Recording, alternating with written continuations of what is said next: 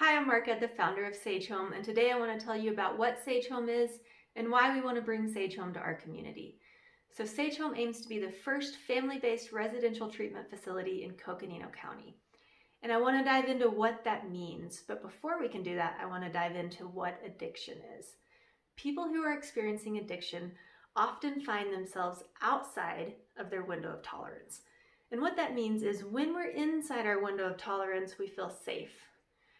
We feel good. We feel like we can connect meaningfully in the world and plan for the future and be creative. These are all the things that happen when we're inside our window of tolerance. When we're outside of our window of tolerance, maybe we're hyper aroused or upregulated. We are in a state of chaos. Maybe there's a lot of anxiety, a lot of rage, a lot of flooding of emotions. When we're outside of our window of tolerance, in a down-regulated way or hypo-arousal, we feel a lot of shutdown or collapse or kind of like a desert of emotions. And that's really uncomfortable. We don't like to be outside of our window of tolerance. So what people with addiction do is they take substances to help them stay in their window of tolerance. So if they're too upregulated, if they're feeling really anxious, maybe they had a hard day at work or something, they might take some alcohol to get into their window of tolerance. If they're too down-regulated, maybe they're feeling depressed or lonely, they might take a stimulant to get them back up into their window of tolerance. So substances are used as a way to regulate their emotions. The problem is that people that have experienced addiction for a long amount of time have created a pattern of responding to stress. And this pattern is in the stimulus response pattern. So a stimulus is any event that gets them outside of their window of tolerance. And their response is the substance use. And the more we have the stimulus response, the more coupled these things get. And the more coupled they get, the harder it is to break the pattern. So Viktor Frankl, an amazing psychologist, said between stimulus and response, there's a choice. And in that space is our power to choose our response. And in that response lies our growth and our freedom. So we're trying to create space between stimulus and response, and we're trying to increase our window of tolerance so that we can be present in the world with more ease.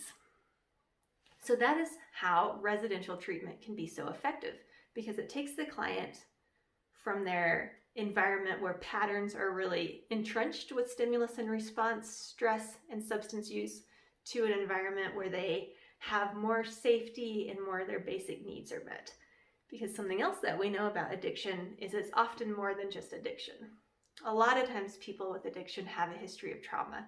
A lot of people with addiction have unstable housing, food insecurity, difficulties finding and maintaining a job, lots of difficulties in interpersonal connection. And that creates a narrowing of the window of tolerance.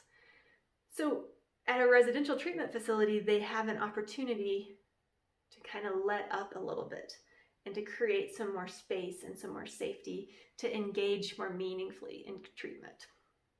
So something that's unique about Sage Home is that Sage Home would be a longer-term treatment facility, meaning that instead of just being in treatment for a month, clients would be in treatment until they have a sustainable way to be in the world after they leave, which may look like stable housing, a job, financial means to take care of their children. All of these things would be necessary before they could leave treatment. Because if they don't have those things, then immediately, as soon as they leave, they're right back into that survival response. Another unique thing about Sage Home is that they can have their kids on site with them.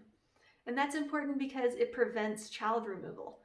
Something that we know about child removal is it can be traumatic for the parent and the child alike.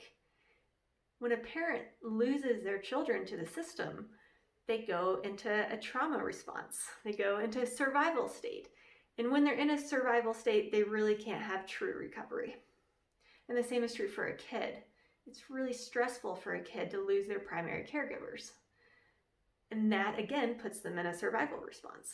So at Sage Home, parents will be receiving treatment and kids will be receiving treatment. And most importantly, parents will be empowered to show up for their children in a way that is meaningful and sustaining, in a way that promotes secure attachment.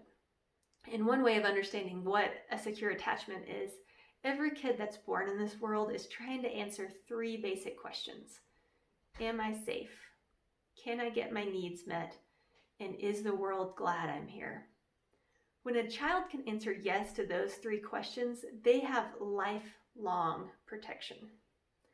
And a child is going to have a hard time answering yes to those 3 questions if their primary caregiver can't answer yes to those 3 questions. So at Sage Home, we want to create an environment where parents can feel safe, parents can feel like they have the capacity to get their needs met, and parents can feel like the world is glad that they exist and can engage meaningfully in the world. And when we create that in a parent, they have the capacity to create that in their children. And then all of a sudden, historical trauma, generational wounds start to be healed, and our whole community is better because of it. That's the power of prevention. Preventing child removal opens up all sorts of opportunities for creating a better future for these vulnerable families in our community. And we need it. We need Sage Home. And Sage Home needs the community. And together we can address this problem of addiction and this problem of separating families. And I hope that you'll join us on this quest. Thanks for listening, and continue to tune in and help us get our doors open. Thanks.